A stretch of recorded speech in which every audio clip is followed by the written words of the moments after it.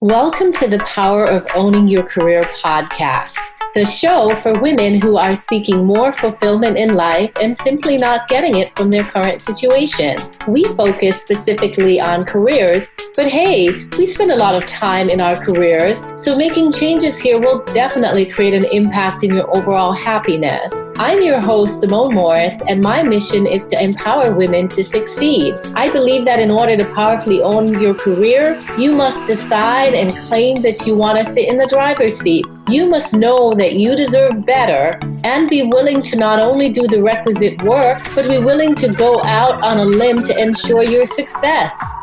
Each episode focuses on profiling a leader who is clearly demonstrating ownership of their career. Join me and my guests as we explore career journeys and bring you actionable strategies to use to get into the driver's seat for your career. Because ultimately, your career is your responsibility. Let's get into the show.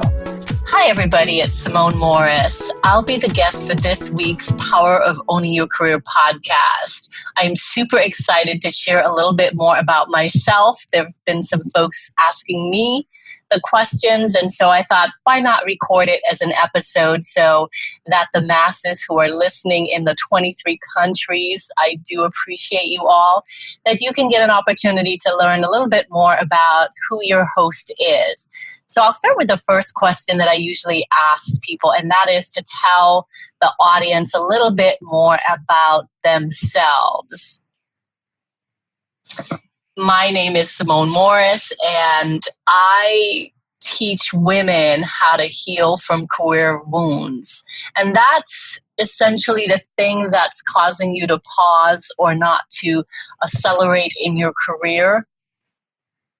I teach women how to heal from that and how to confidently take control of their careers. And I call that putting them in the driver's seat for their careers, which is a big deal. Honestly, the amount of people that I talk to or clients that I have, there are lots of us out there who are just very hands-off when it comes to our careers, and we want to make a change and we just don't know how. So I am here, or my mission in life is to really teach women how to take control of their careers confidently. That is one of the things that I do in my business. The other thing that I do is I teach companies how to be more inclusive. That means how to be more welcoming or appreciative of the talents that they are recruiting in, or of the talent that they already have in-house. So I am more passionate about the inclusion side of the diversity and inclusion equation. And how that shows up, it shows up in the form of career coaching, training programs, workshops, retreats, and speaking engagements that I do. Now, I've been in business for about 4 years, and I'm just super, super excited about the future that I am defining and manifesting as I sit in the driver's seat. So very excited to share that with you. The next question that I ask is, what are some of the highlights from your career journey?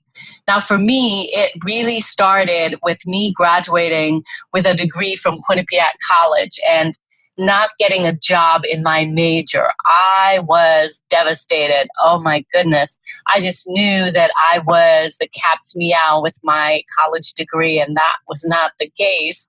So it took me a really long time to find a full-time position.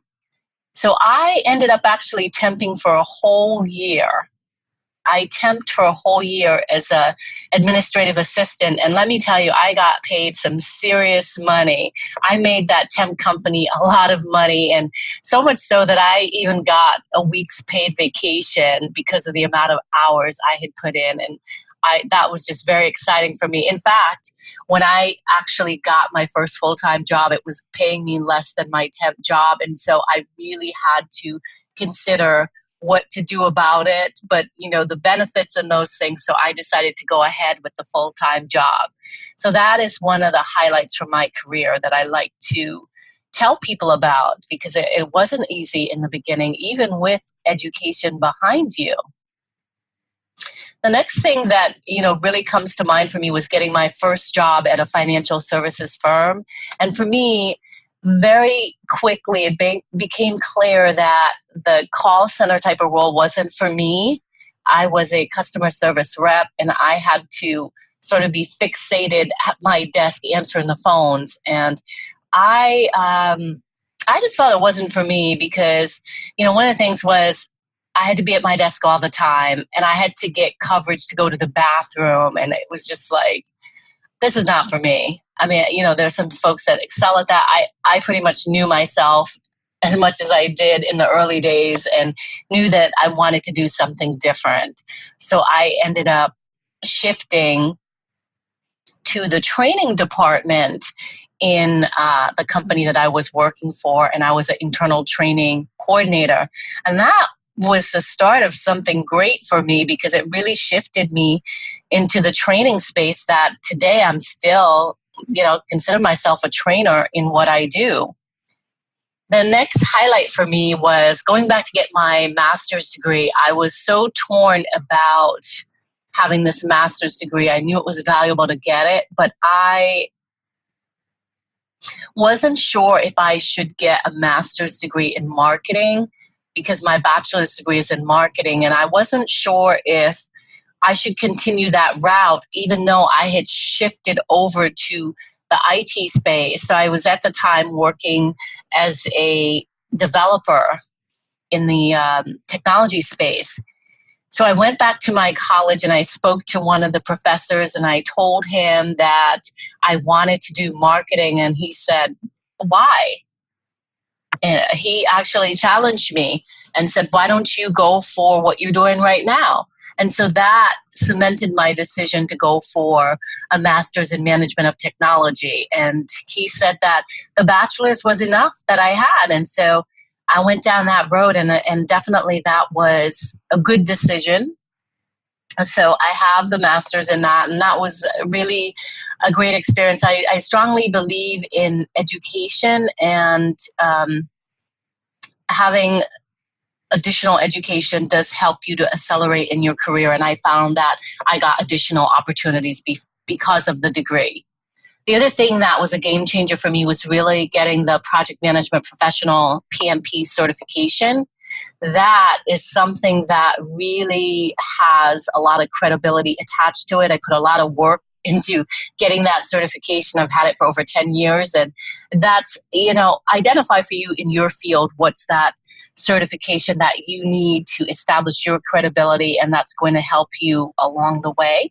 For me, that was the PMP certification. It continues to help me today. The other thing that I did for my career highlights is taking an unpaid sabbatical leave from work. Oh my goodness, that was a big decision, but the right decision, because oftentimes we don't have time to have clarity on what it is we're doing or want to do. And that allowed me a timeout to just pause, pump the brakes, and focus on myself and what I wanted for my career. I actually hired a career coach during this time, and she was just very vital to me to help me understand that, hey, I want to be a coach. And so I ended up going to coaches training while I was on sabbatical and continued that. So I would say taking a time out if you need to is just vital. And for me, it was so well needed that I actually took an unpaid sabbatical. And I know that's a big deal, but I just felt like I needed some time to just kind of look at what was happening in my life and what needed to be different. And that allowed me some breathing space. So I took a sabbatical from work. And, it's really been quite a career, and it's still going. Today, I'm an entrepreneur, and I mentioned that I've been in business for 4 years. So I think for me, one of the highlights is being an entrepreneur as well, and not only starting to be an entrepreneur, but continuing that journey. So that's a lot. That was a tough question, because now I know why my audience tries to distill down the highlights, because I found myself really just thinking through my resume and the things that I've done in my career. And there's been a lot that I've done in the career. So that's a bit more about my career journey. And the next question is, what was the career defining moment that signified you were in the driver's seat for your career? For me, there were 2 occasions for that. It was when I fully decided to believe in myself and that I was going to go after my dreams no matter how hard it was. it really felt like when I decided to take the severance package after working in corporate for such a long time, the fact that I decided to take that and not have another job lined up was monumental, because you have to understand my culture and my upbringing is that we don't quit a job until we have another job to take and everything is lined up and you seamlessly transition over. So for me, that was a big leap. And, it was a clear message and a clear shift that I was about to get into the driver's seat for my career. I was responsible for it. I knew what I had been doing wasn't working and that I needed to make a change. And so it was scary, but I leaped, and it has been a wonderful decision, actually. The second time was deciding to go all in as an entrepreneur. I think it was after an interview where I left feeling just dejected and feeling less than. And, if you've ever been in that space, it's not a good feeling at all. And I know that I'm a great employee. I really do. I'm someone you want on your team. I have a positive can-do attitude. I'm super resourceful. But I was just having a hard time convincing people to give me a job in a different path than my background.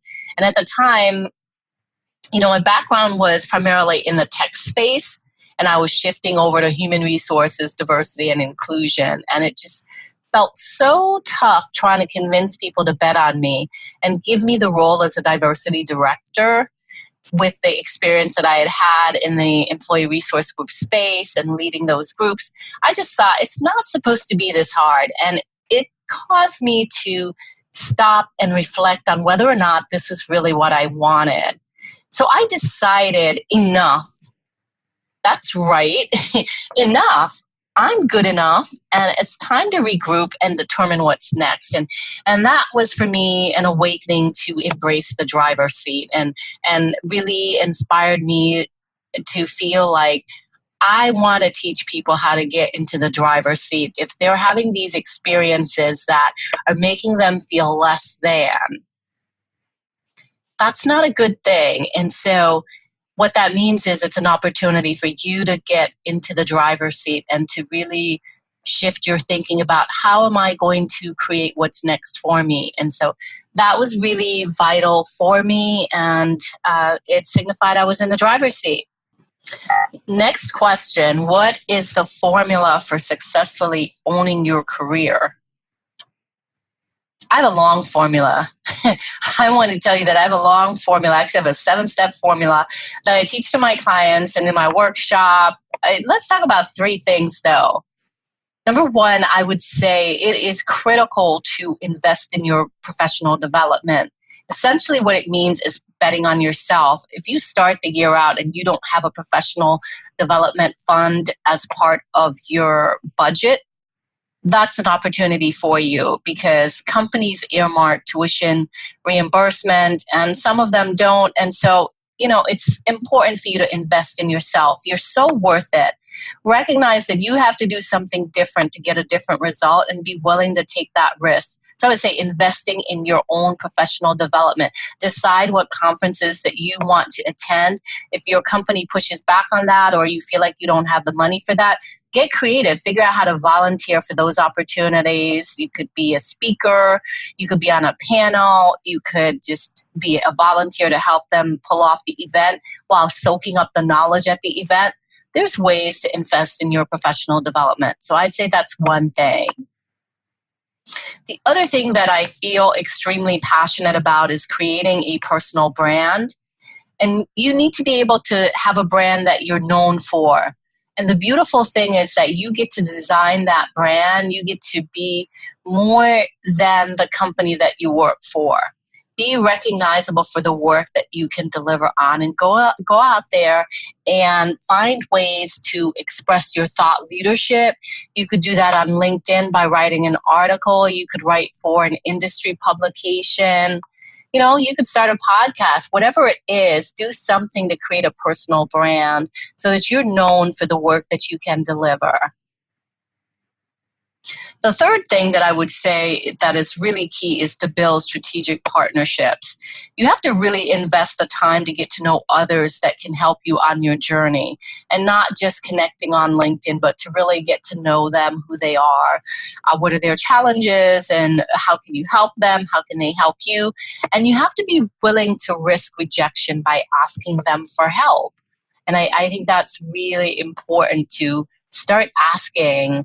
I know that I had a hard time asking for help. I was just hoping that people would offer me their help, and that certainly wasn't always the case. So you have to be willing to ask for help. And I have to tell you that you may not always get a yes, but that's okay, because there are many other people out there who will say yes to helping you.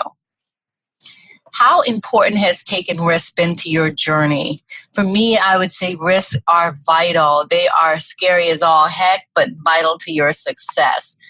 For me, I just had to reframe risk to bet on myself. I asked myself, is this something that I believe in? And sometimes I need a success squad around me to help me leap.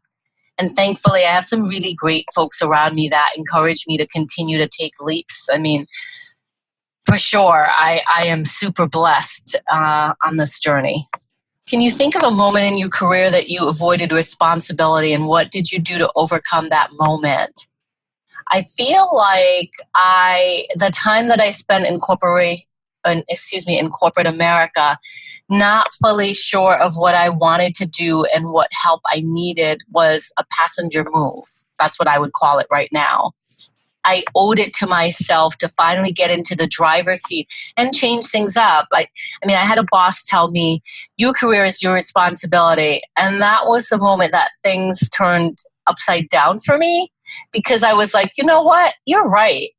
If I'm not happy, it's up to me to make those changes. And as a result, it allowed me to take actions to make those changes. So, for example, I'll say, if you're not getting promoted and you can't figure out why, and you're asking, and you're not getting answers, and you're doing your part of the work and it's still not happening, it's time for you to change your lens to be that of a driver and say, okay, how am I going to turn this around so that I get what I want, a bump up or whatever the next thing is in my career, and not be, let me wait for this to happen.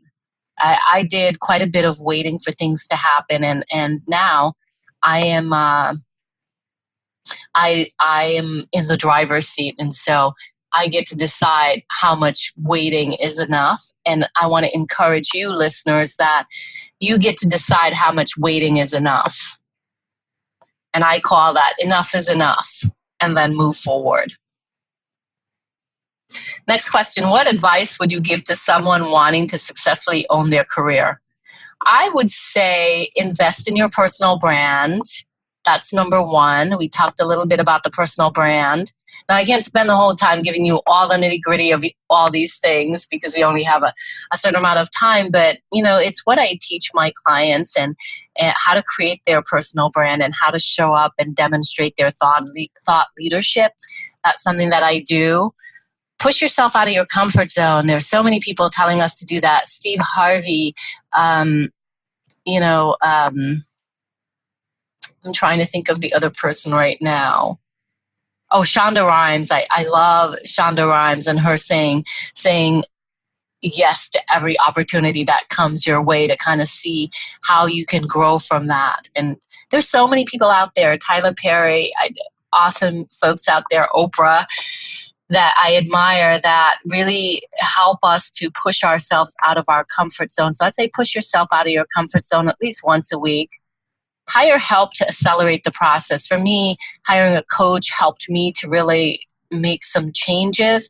Hiring a sales coach has really helped me with my business. Hiring a virtual assistant has really helped me with my business. So figure out the opportunities in what you're doing, and what are you not good at? What can you outsource? And really getting some help to speed things up. I mean, you can limp along, trying to figure it out yourself. To me, it's an energy drain and not necessarily the right thing to do. So I try to have a lens of, okay, where am I going to find help for this thing that I don't love doing, i.e. bookkeeping or something like that. Another thing that really works for me is listening to Joel Osteen or whoever inspires you to remain positive. I think Joel's message of humor and the spiritual component, references to the Bible, just make me feel good about myself and helps me to dust myself off and try again. And so that's something that I really love to listen to and helps me a lot. And I'll listen to multiple episodes when I'm out for a run or when I'm at the airport, whatever it is. Even if I have time at the start of my day, I'll get an episode in. So I love that. I would say another thing is to join organizations that align with your brand. It's super important. Identify those organizations that it makes sense for you to align with your brands. And I'll talk about that a bit more in a few minutes. And I would say, finally, get out from behind your computer and network in person.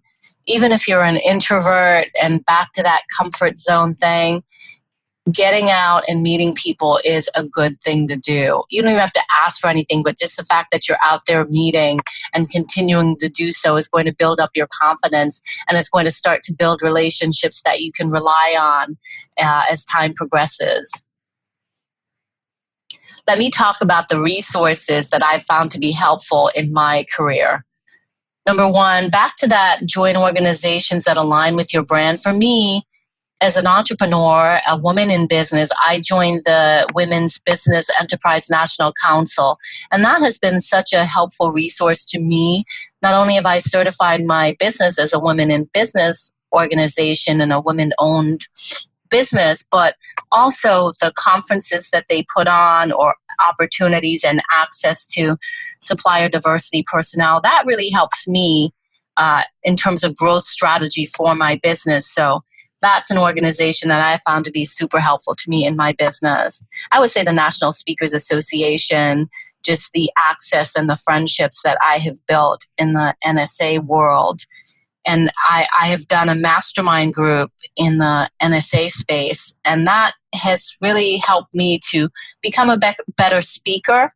So to that point of knowing where potentially you need some help and bolstering that, for me, NSA is an organization that allowed me to really focus on the business of speaking, and so I aligned myself with that organization.